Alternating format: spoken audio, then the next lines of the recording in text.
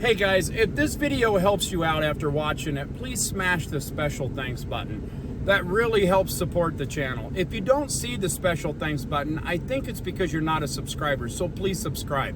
Okay, let's get to that info that you need. Okay guys, we got a 2006 Jeep Grand Cherokee. This vehicle would not move. You put it into drive, it's like the transmission was gone. The customer was wanting a quote on a new transmission. When it came in, we jacked up the front end. One side was spinning almost like the brake was dragging, and it should be actually locking up like it's in gear. The other side was locking up like it was in gear. So we suspected something with the differential. But let me show you what we found before you go replacing a transmission. The CV axle is blown out and the gears are stripped. They're not even all the way in there. So when this vehicle, this is not like an older model Chevy or Ford or Dodge where you can pull the front drive line and drive this vehicle. You can't, because it throws the transfer case into neutral. This is an all-wheel drive vehicle.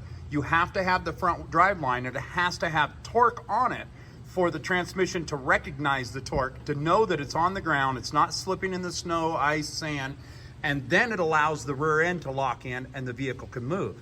And the way that you know this is you can jack up both sides if you have this issue and barely give it a little gas. Make sure you point your wheels forward or backwards on the jack.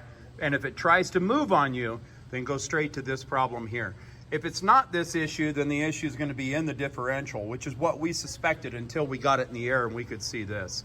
So I hope this video helps you out. Please click like, please click subscribe. Click on my name underneath this video for all my other how-to videos. And as always, guys, enjoy.